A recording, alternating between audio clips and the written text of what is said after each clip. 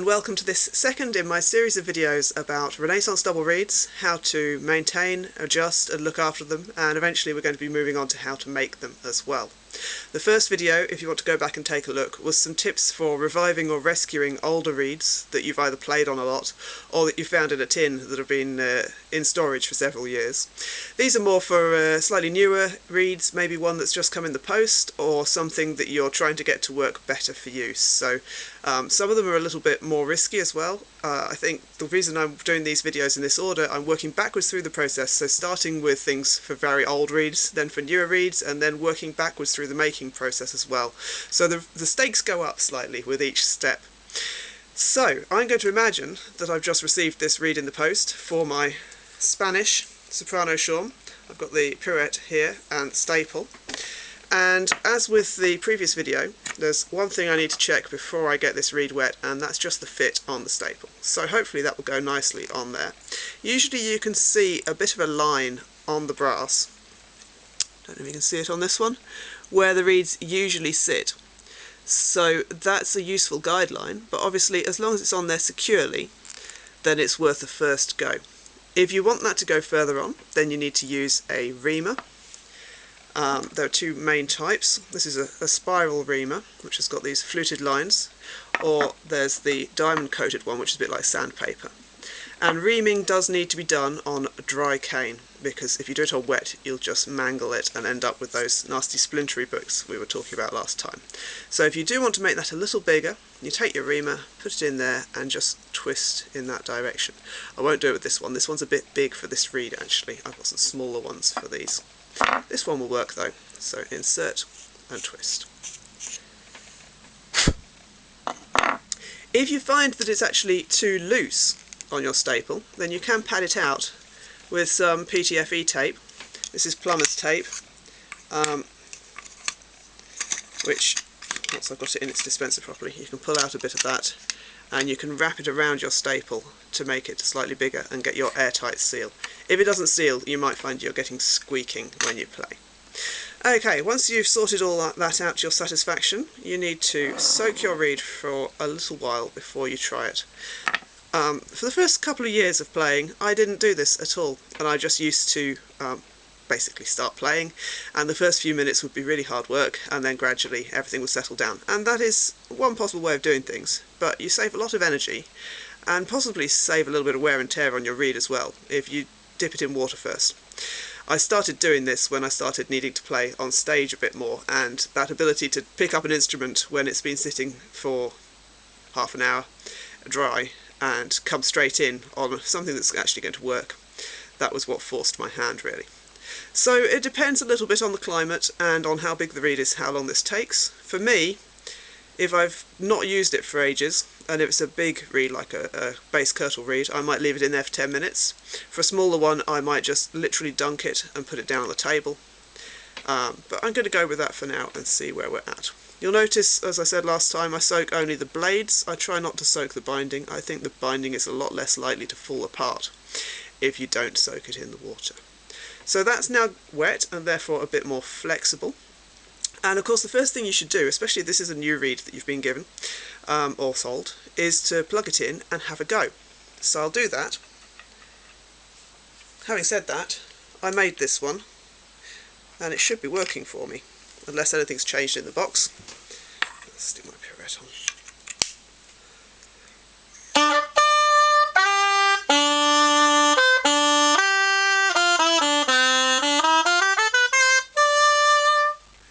Okay, that's not bad. If you find that you've got pitch problems or pressure problems, the first plan of attack is reversible changes. So things that you can put back. And these are good ways of coping with changes in climate and also adjusting to how you want to play today. So for example, I play in several different ensembles and some of them have different styles to others. If I'm playing with Blondel, I might want to play a bit more quietly. I want to play for longer.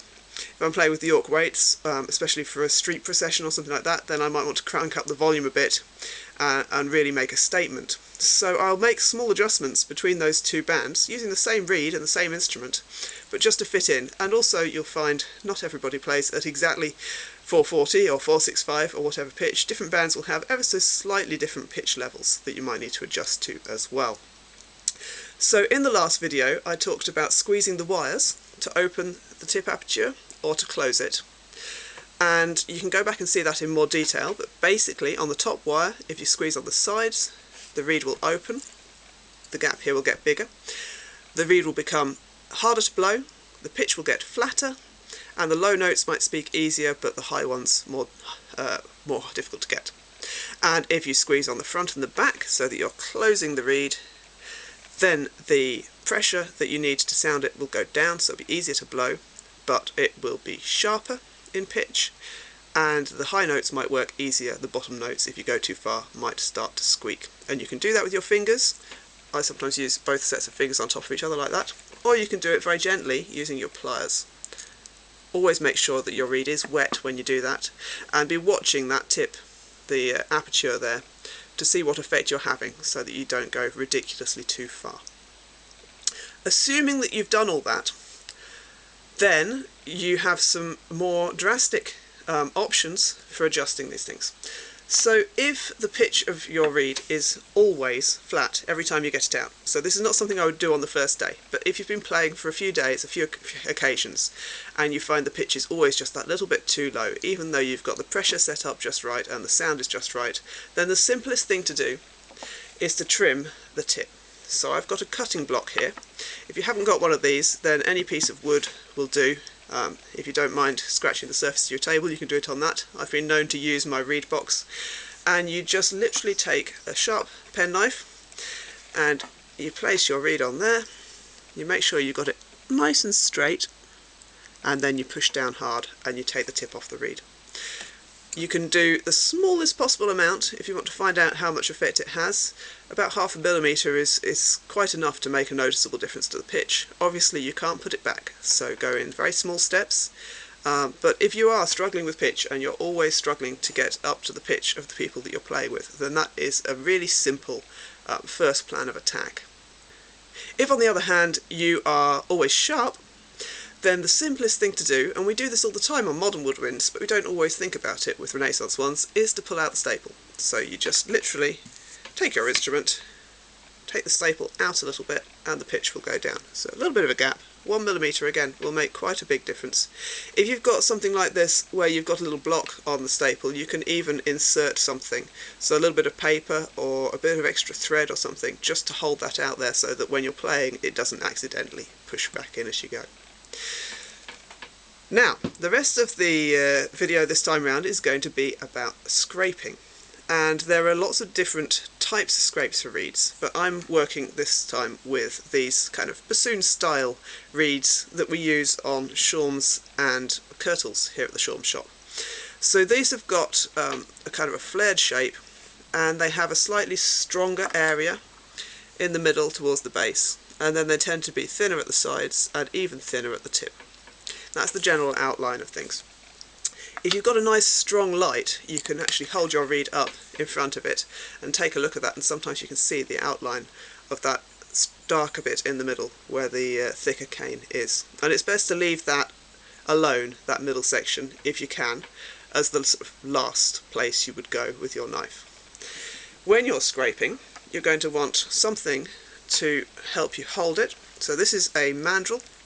If you haven't got a mandrel, you can use the staple from your instrument, but as I said last time, be a bit careful with that.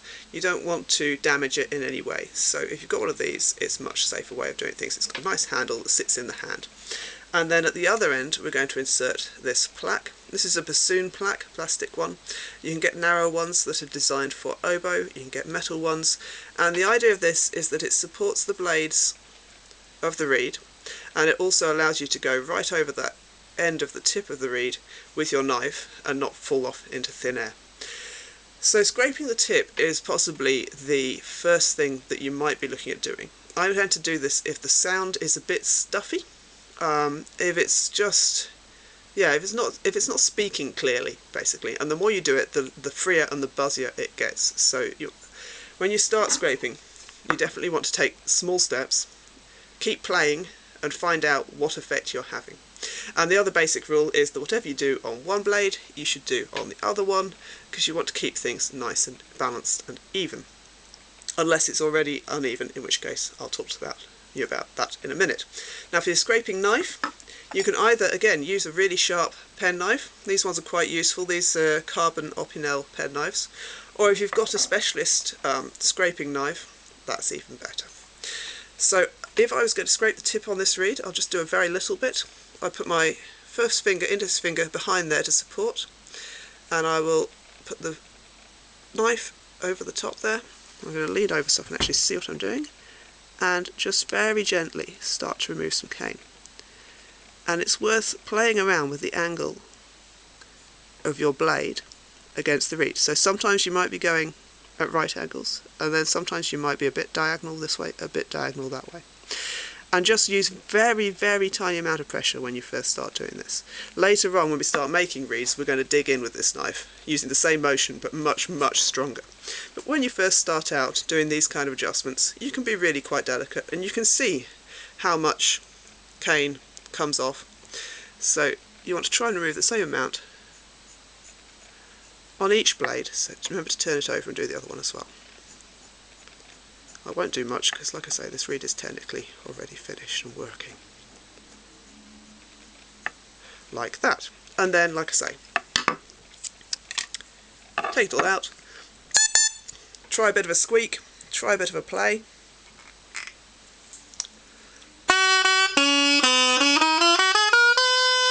Okay, I'm not going to do any more of that on this reed because it's actually doing pretty well already. The next kind of scraping is for if the whole thing is really just hard work to blow, so if it's high pressure, despite having attempted to close it down, squeezing the wires.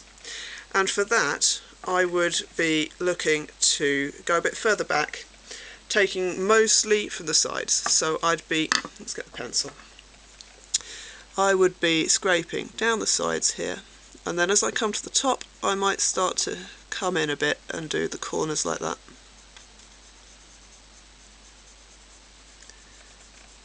So I'll do that now, and I'll just do enough to remove that pencil so you can see the motions that I go through. So we're going to start on one side. We're just going to very gently, again, work our way from the base towards the tip, and then across the tip. Again, keep changing that angle of the knife, and that will help to stop sort of making ruts and digging in. Same on the other side, so now I'm on the right hand side of the blade, and all the way around that corner. And then again, turn over and do a bit of the same thing on the other blade.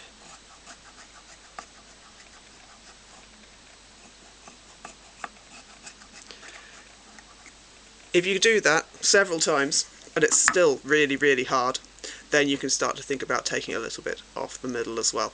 But like I say, leave that until last. It's the last resort. Okay, now, if your reed is not symmetrical, then you can use scraping to even it up. So you want to be looking at that opening at the tip again, and you want to be seeing whether it is the same on both sides and whether it is the same on both blades. So sometimes you'll get a tip opening where one blade is quite flat and the other is quite curvy. And if that's the case, then you want to be scraping the curvy blade, because that is bending because it's stronger. So you make it weaker and it will flatten down and become the same as the other. Sometimes you'll have a tip opening that is very flat at one side and very open at the other, in which case on both blades you want to be scraping that side of the reed, because again it's curvy, it's sticking out because it's stronger, and you want to bring it down to match the other. So the general rule with scraping for symmetry is if it's sticking out, scrape a bit off it. It's that simple. So let's have a quick look at this one. And it's worth, if you put your finger and thumb on either side of the blade, actually just very slowly closing it. So this one is pretty good, but it's closing ever so slightly more slowly on this side than it is on that side.